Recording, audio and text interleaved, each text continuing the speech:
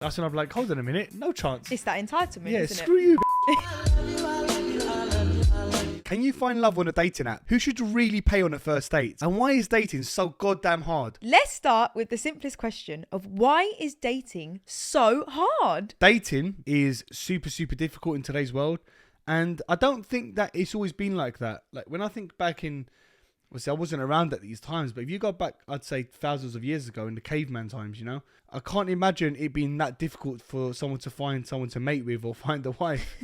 So what's happened from then till now that's caused such a difficulty? I'd kick it off by probably saying that the opportunities, the ease of being with someone, the ways to find people, I say is a lot easier today than it was, say, 1,000 years ago. Do you know what I mean? What's your take on that? Yeah, the irony is that it's actually easy because there is more opportunity. Like you said, technology, you know, they've introduced all these apps, these websites, but yet it's still so hard to find people. And, you know, I think gone are the days where, personally, I think the easiest way to meet someone is through a friend, right? Sometimes it's who you know. And that doesn't happen as much anymore. And I don't know why, because, you know, there's tons of social groups. There's always someone for everyone. And I don't see where there's that struggle. It's a weird one, really. Yeah, it's definitely a difficult one. So I'm a big believer that the best way to meet someone is through a friend. I agree. 100%, because I know this is going to sound very controversial, but I suppose this is why we're doing these sort of conversations. But I'd say if I met a woman in like a club, say she was drunk in a club, and I met her that way, say she approached me, I probably wouldn't know whether to see her as a long-term prospect or just maybe like a short-term, you know, short-term fling. Just simply because I'll ask myself two questions. Firstly, do I want my wife walking around drunk in clubs all the time? You know, if you take from there, like someone like that, to raise my children, you're thinking about from a long-term aspect. And also, how many people has she probably approached in that club? So it raises kind of two concerns. So I'd probably say, you made a good point. Meeting someone through a friend is definitely the right way to go, if you can.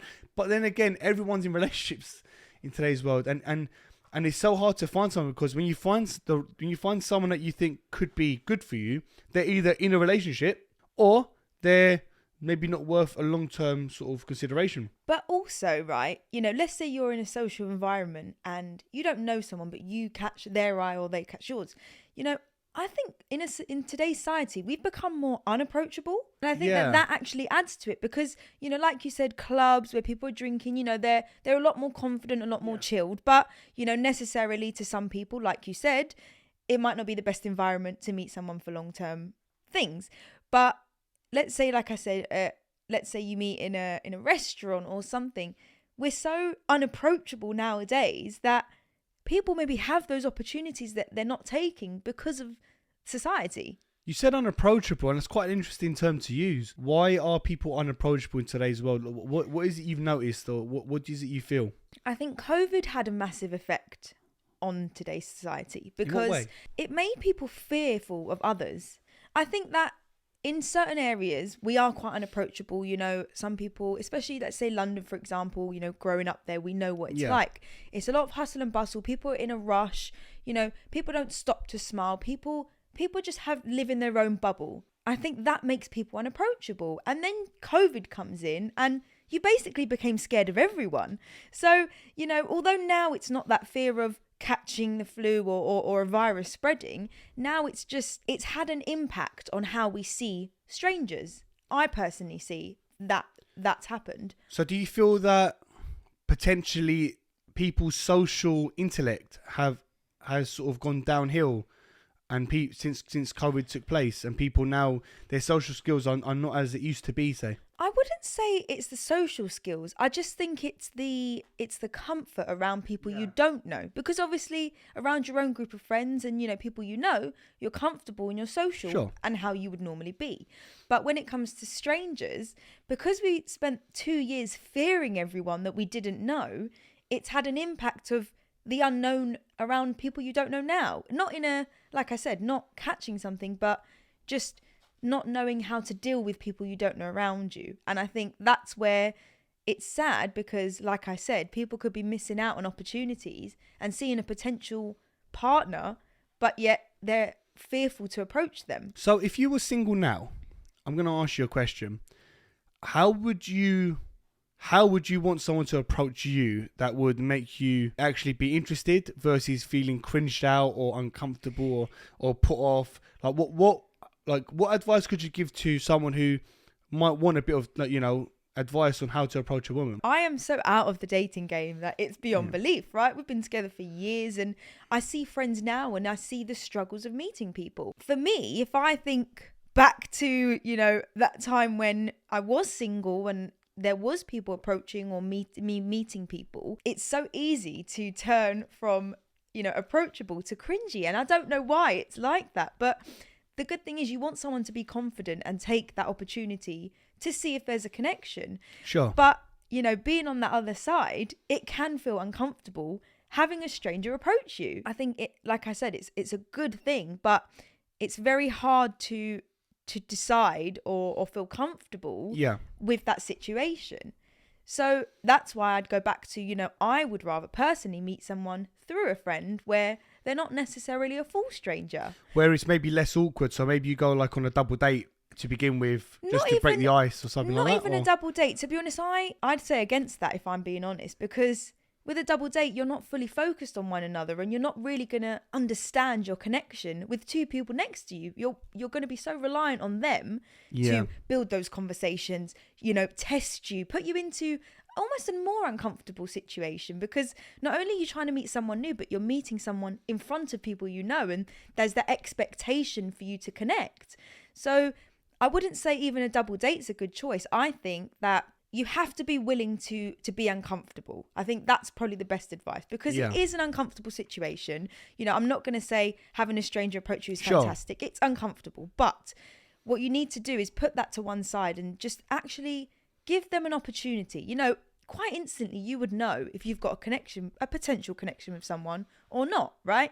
And it's just being open to seeing if that's something there, rather than shutting something off so quickly because it's cringy or uncomfortable. Yeah, I suppose a relationship doesn't have to be great for it to start, for something to blossom or start, but it has to start for it to blossom. Yeah, absolutely. Everything needs to have a chance, right? Yeah, everything needs to have a chance. Definitely approach. I think that it's nice that I would have appreciated that they would have taken the courage to approach a stranger, maybe with a group of family or friends. Which shows confidence. Exactly, to make that move. So there's appreciation there. But I think to just abruptly say, hey, I find you attractive, can I have your number? It's just too abrupt. So what needs to happen? I would at least try and make some sort of effort to just assess a connection. Because, okay, let's say the initial attraction's there on both sides. Yep. It goes beyond just the outside, right? I'm not saying to have a full conversation, but just something to ignite that. So I would want to have some sort of starting conversation, at least some effort to even just know more than just how I look. What's your name? Where are you from? Anything like that. Are you actually in a relationship?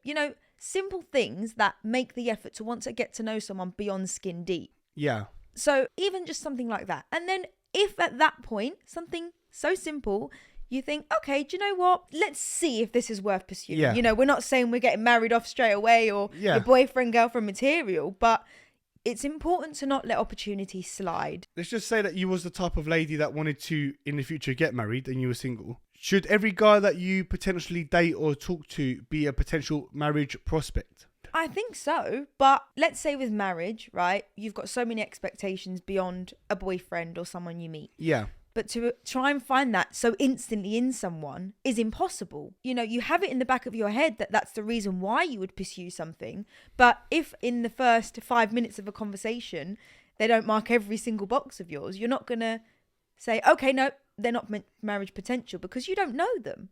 So allow yourself to get to know them to realize if that's marriage potential. You can't judge someone within the first 5 minutes of meeting them. Yeah, no, it's interesting points you've made, Tanya, because obviously for a man and a woman, we're completely different in these scenarios. Exactly. So how would you approach a woman? I mean, going back, how would you go about it? How would I approach a woman? Well, it's a bit of a strange one, right? Because obviously, like I said, I've been out of the game for a bit of time myself. We have no game. and I suppose the game that I did have when I was about 15, 16, I don't know if it would work on a mature woman. When I was 15, 16, I'll tell you a sort of funny story. I used to go up to girls and I was very, very cocky. I used to say things like, at what point are you planning to ask me for my number? I used to literally, and that used to work. I used to have this technique, which is, so I basically learned that one of the most common names is Christine. There's a famous name, Christine, that most common. And it was one of those names that like was a very, very easy name to off the tongue, but I used to use it as a way that if someone actually was called Christy, then break the ice. So it's got to people saying, I used to go, Christine? They used to go, no. They used to be like, Sarah. I used to be like, oh, Christy, it's George. And I used to really pretend that I knew them, right? And then after literally about 10 seconds, they told me their name, who they are. I acted stupid. I was like, oh my God, I feel so stupid. I said, you really look like a girl that I used to know.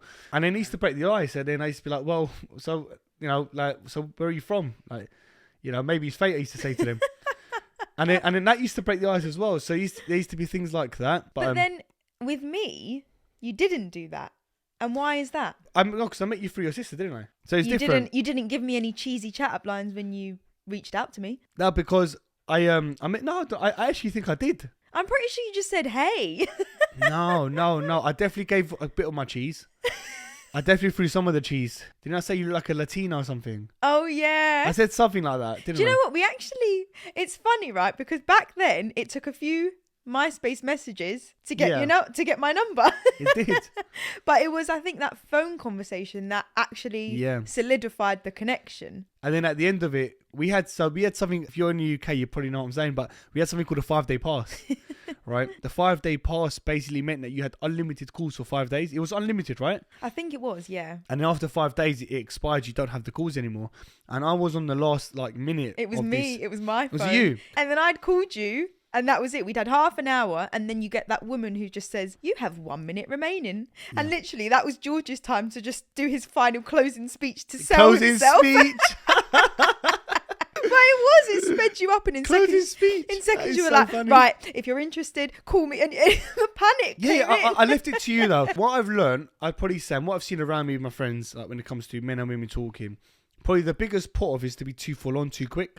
But then I think personally, trying to play it too cool, it goes the opposite way. There's a fine line. It's a very fine line, because if you cross that, that could be a woman perceiving you as you're not interested or you're not serious, and they move on. Because at the end of the day, as women grow older, they know exactly what they're looking for. People don't want to waste time anymore. You said in the first place, if you're looking to marry someone, you want to find them quite quickly. Definitely. And there's no point wasting time. Now, give people the opportunity because you don't want to miss it, but don't waste your time if you know quite quickly onwards that it's not going to go anywhere else. No, I totally agree. And I agree with what you're saying if you're thinking about it from a long-term angle, but not everyone wants a long-term thing from the get-go. No, of course so not. There are people that like from the get-go would say, hey, you just want to have some fun for a bit? Or do you want to be friends with benefits? Yeah. I'm busy, you're busy. Why don't we just meet up when we want? I think it's important that between two people you want the same thing, right? Because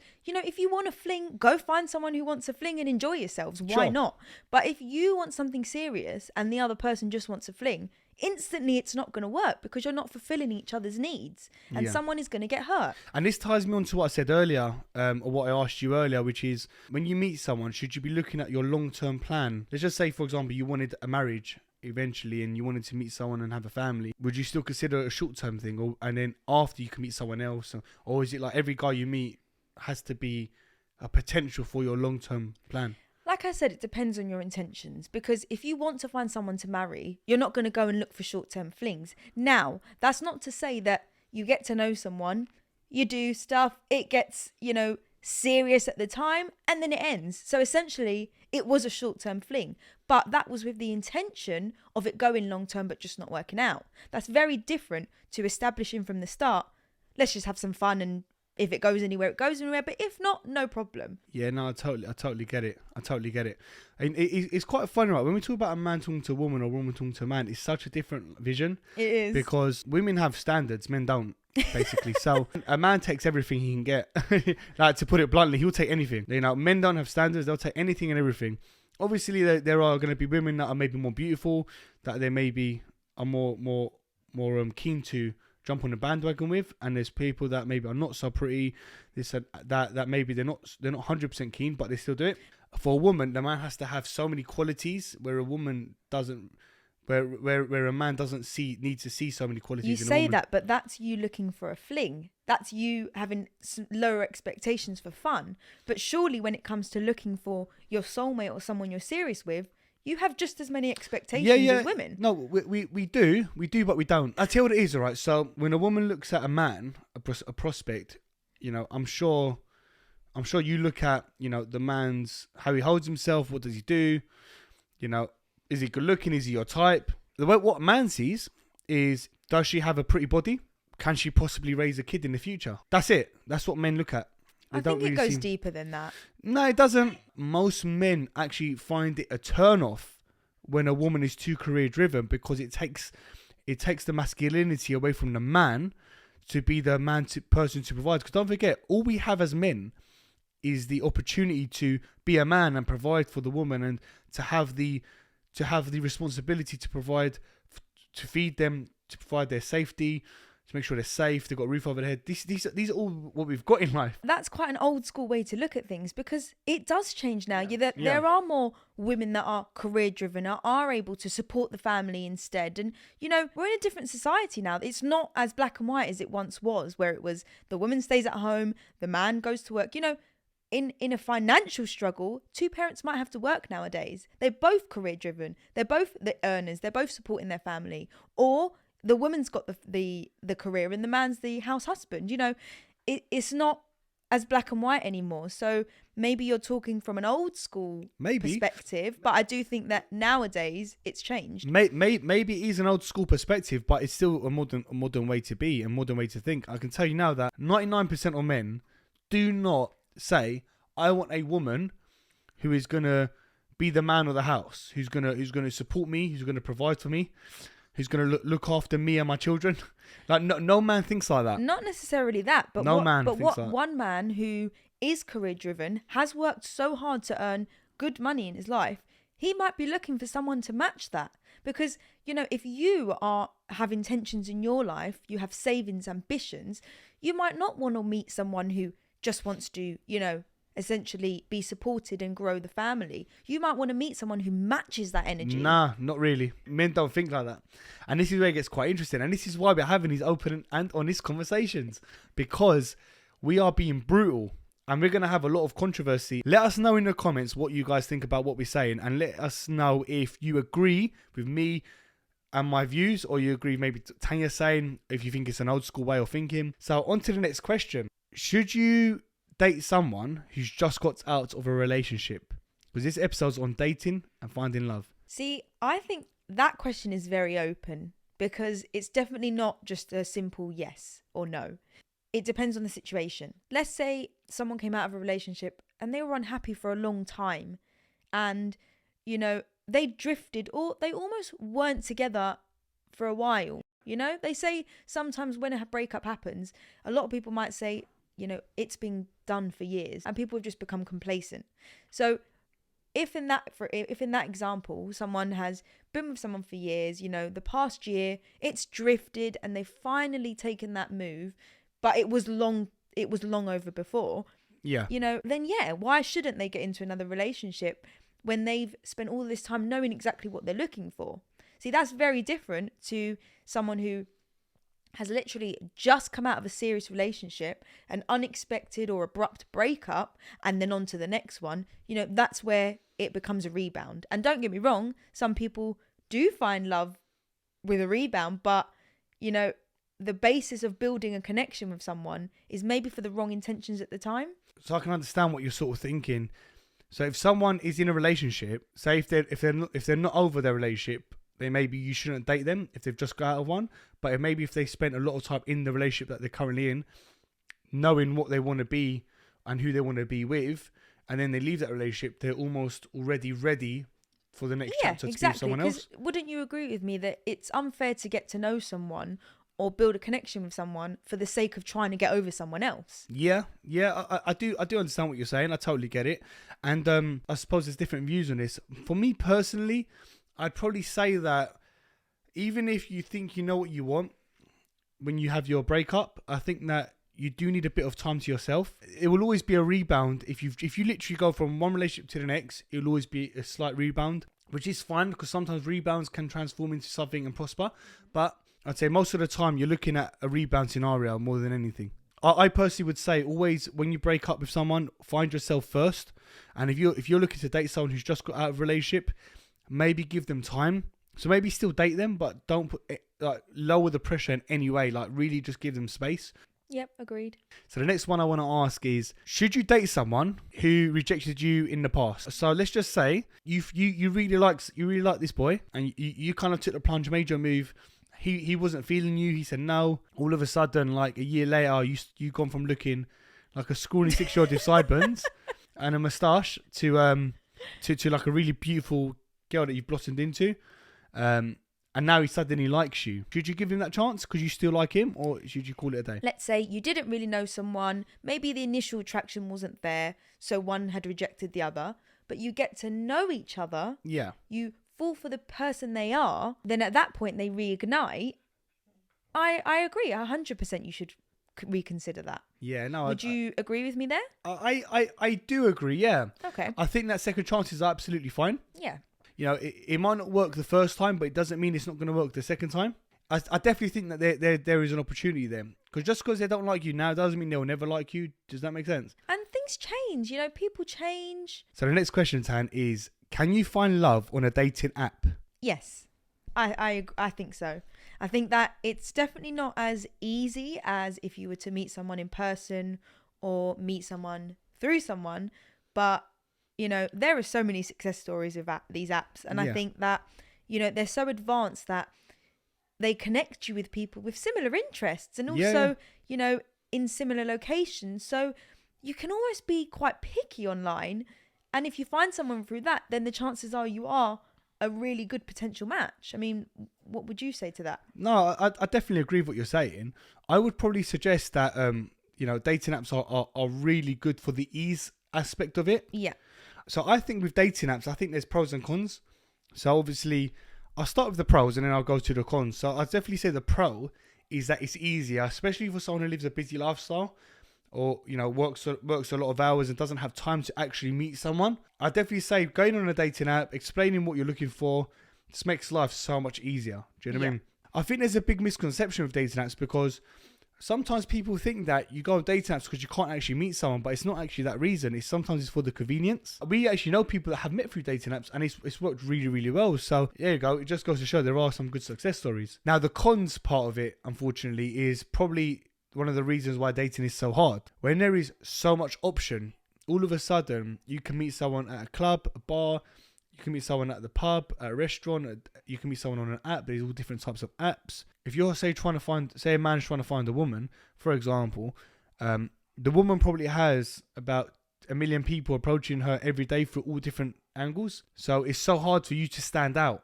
So I would say that's definitely the difficult part. Because if you find someone attractive and let's say you swipe that you've liked them, imagine how many other men have swiped. So like she has basically a world of men to pick from.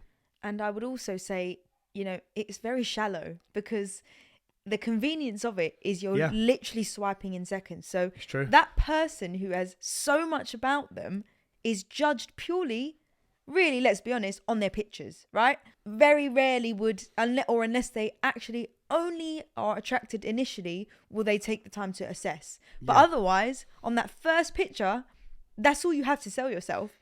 And that's so shallow, really, because like I said before, it goes deeper than love at first sight. And you can become more attracted to someone if you get to know them more. I think that although dating apps allow you to come across more people, the con is that there's so much judgment and so little time to show yourself and let people understand who you truly are to, you know, build on something potentially. Totally agree, Tan. I think that's probably one of the biggest put-offs of a dating app, especially when you think about how many people are catfish nowadays. And also, you know, let's not forget these editing apps because it's very true. It's so easy to very, very true. Use yourself in a picture, but make it not yourself. You know, change little things about you, and you're not your true self. You know, you should want to put yourself out there and be proud of who you are, because if you 100%. Don't love yourself, you will not find someone to love you back. Yeah. With these dating apps, you know, there is a con in that. So So try and work against it, put yourself out there. Just even in those first few pictures, summarize your whole life, Yeah, your it's very interests. true. If everyone's basing you on just your pictures, make that a complete depiction of your whole life and who you truly are. I've never agreed with these effects and these modernizations of photos because it gives a false image. In fact, if anything, I'd like you said, I'd put natural pictures of me, like where I am, what I'm doing. If someone doesn't like that, that's their problem. Exactly. From the offset. Yeah, exactly. No, 100%. Everyone has their own insecurities, and now in today's society, people are embracing those insecurities, and you see a lot on social media. They say, this is the Instagram and this is the reality. People want to see the reality nowadays. It is about embracing who you are, loving who you are, and being proud of who you are. I totally agree. And thanks for adding that last point. And this brings me on to my next point now, Tam, which is quite an interesting one because it's talking about dating a lot. See, there's a lot of traditions that believe in arranged marriages. Do you think arranged marriages can work? There's these religious traditions and there's also these shows like Married at First Sight, right? Yeah. You don't know this person and you are literally signing an oath to be with them. Obviously, in my opinion, it would be easier to meet someone and get to know them before you get married. But that's not to say that arranged marriages or Married at First Sight doesn't work. Because if anything, it almost works against the cons of dating, i.e., not giving someone a chance or being shallow and turning them off quickly. So it almost opens those possibilities that you would maybe shut down in the dating stage. Yeah, I do agree. I would say an arranged marriage has its perks. Yeah. But when you're looking at an arranged marriage, you're only looking at it from a criteria aspect and not a true character aspect. When you pick criteria over character, I think that it can open up a can of worms, and I'll elaborate on that.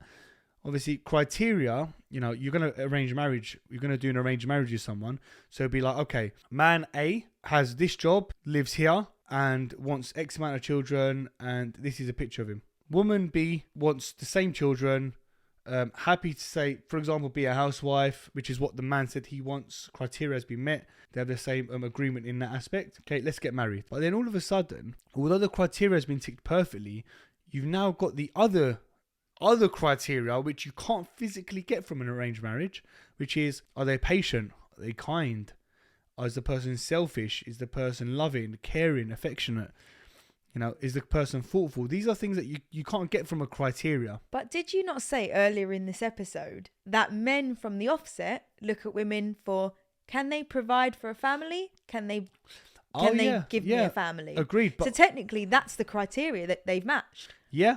But then what about the woman to the man? Ah, okay. Interesting. Works two ways, doesn't it? Absolutely. Works two ways because, the woman obviously might want someone who's loving.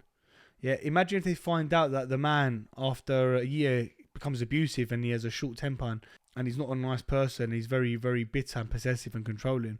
And these are character traits that you can only find over time. I repeat, only. You need years sometimes to work these true character traits out. Yeah, no, I do agree. But, there's that side to it. But there's also the positive of, you could potentially fall in love with your soulmate and just be that lucky to have been arranged to meet them. Because there are tons of arranged marriages that work. And they were fortunate enough to get assistance in finding the soulmate that they may not have initially found or not allowed themselves to find without that arranged marriage. So I guess the simple answer to that question is yes and no. I get what you mean. So debatable, isn't it? Yeah. Again, let us know. I want to hear the people watching. I want to hear what your thoughts are because we're having a conversation, me and Tanya now, but to hear what you have to say, and if you resonate with us, that would tie into a lot of that would help us decide a lot of future episodes, doesn't it? Yeah, we want to get your thoughts and your feedback and your insight. So talking about character traits, right? Should men pay on a first date? See, right, this is a funny question because some people answer this really abruptly, but to me, I think it should really be the person who arranges the date. Interesting. Because, like I said, in today's society, it's not, to me, so old school anymore. It's not about, which obviously you say is modern day, but it's not about the men always supporting the women and the women being independent. There are so many independent people nowadays. Yeah. So, what's wrong with a man and woman talking, Yeah. Let's say the woman takes it into her own hands and says, all right, let's just meet up, because Yes. the man might beat around the bush. So she arranges, let's go out for dinner. What is wrong with her saying, I'm happy to pay, or even split? What's wrong with splitting? Splitting is not a bad thing. And especially now where people are financially struggling, that even though you may want to buy something or be the payer, you might not financially be allowed to do that. So it's about compromise, It's either a case of the person arranging it to offer, or you split. If by all means the man says, no, I want to pay, that's fine. But back to what we've touched on before, don't be entitled and assume that, the man should always pay, because we're not in that world anymore. 100% agree. And I like what we said at the beginning about depends on who initiates the date. Yeah. I think that there should be a want to pay and not an expectation that someone should pay. Exactly. So for example, if we went out on a date, I would want to pay for the dates. But if you sat there and said, you know what, I expect you to pay for this date, that's when I'm like, hold on a minute, no chance. It's that entitlement, yeah, isn't screw you.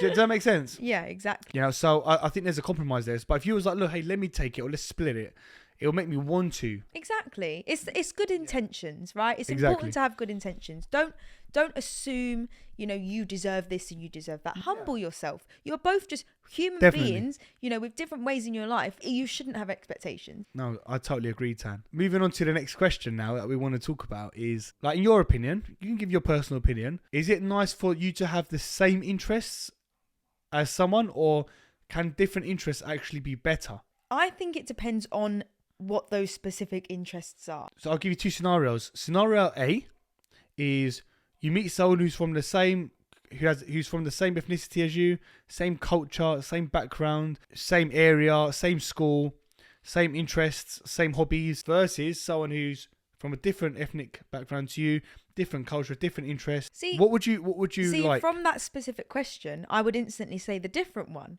because if you just meet the exact double of you, where's the excitement in getting to know someone and learning something different? So I think differences are actually key. Yeah. But, it's always nice to have those similar interests in the offset. For example, one person has an intention to have a house. Yeah. That's something you would kind of want to match, or financial power, or financial situations in future, ambitions. Not specific ambitions, but that ambitious characteristic. Those sort of things you would want similarities in, because that's something you need to match on. Whereas, if someone's interested in sport versus the other that has no interest in sport, that's an okay difference. You don't need to be the double of your own self. It's okay to be different. I totally agree, Tan. And I do feel that when you meet someone who is different to you, it gives you an opportunity to learn a different culture. Exactly. To learn different hobbies, different interests, and it makes it a little bit more interesting, because if you meet someone who's just like you, I think that you're going to be a bit bored. Exactly. And don't get me wrong, from the offset, I think similarities would maybe spark a connection quicker.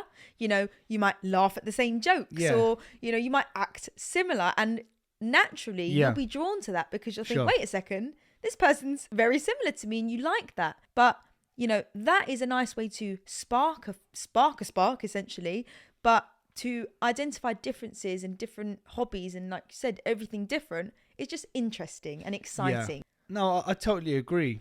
And this brings me on to another point now, which is, do you think that wealth affects someone's dating life? Absolutely. 100%. And in what way do you think it does? One specific way that comes to me straight away is, let's say one person has money and one doesn't. Yeah. The problem is, and not all the time, because that's just an assumption that's not to be made, but let's say the person with money, maybe the people getting to know them could be for the wrong reasons. Exactly. You could be drawn to that person because they've got money. You can live off of them. You can have a lavish lifestyle. So you're just looking at their pocket rather than their heart. And I think that for someone who has money, that's probably an insecurity of theirs, because they want to know that that person wants to get to know them for them and not their wallet. 100%.